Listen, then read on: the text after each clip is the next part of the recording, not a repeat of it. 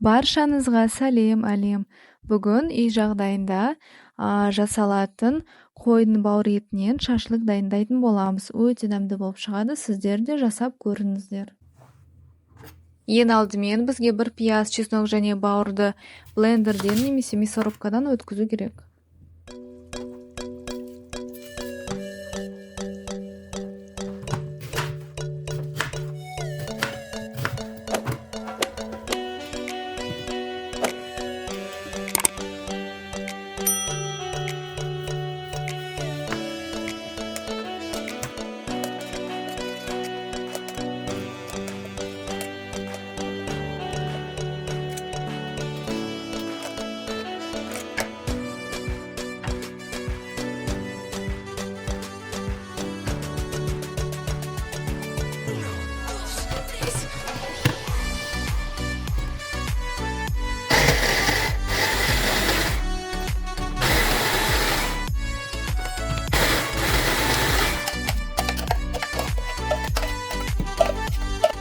Біздің дайын болған фаршымызға тұз қосып, өзіңізге керек специяларды қосасыз.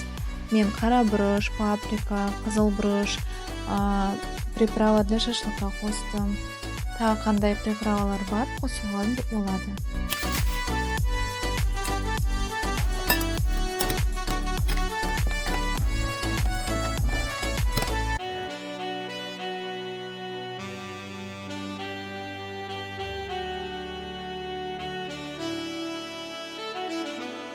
Енді осы қойдың іш майын бөліктерге бөлеміз.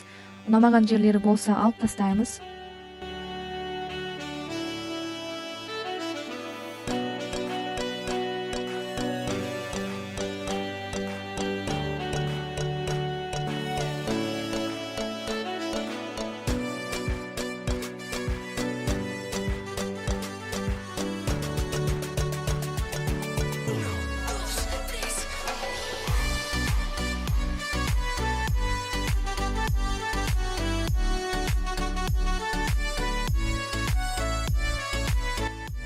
Енді келесі осылай фаршты ішіне салып ораймыз.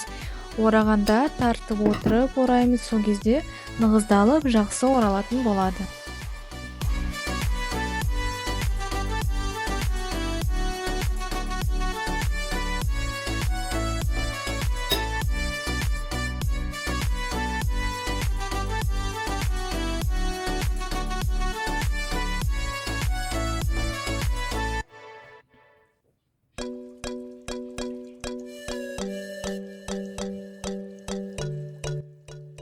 Орап болған соң морозильникке 1 сағат уақытқа саламыз.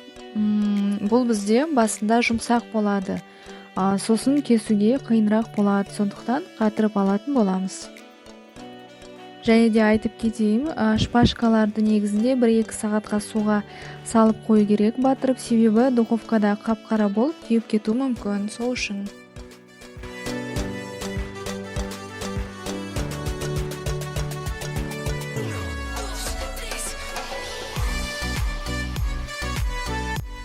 Енді морозильниктен шығарғаннан кейін осылай бөліктерге бөлеміз. Духовканың өзінің решеткасы болады, соған салып шығамыз. Сосын астына тағы да қосымша противень қоямыз. Біздің майымыз сол противеньге ағатын болады. Енді осыны духовканың ең жоғары градусында пісіретін боламыз. Менде ол 220 градус. Шамамен 40-45 минуттай пісіретін боламыз.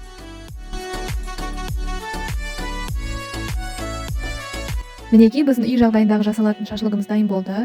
Кім болса бауыр печеньді жақсы көріп жатса, осы рецептпен дайындасаңыз болады, өте дәмді болып шығады. Мен негізі бауыр етін өте жақсы көремін, сол үшін маған осындай рецепттер ұнайды.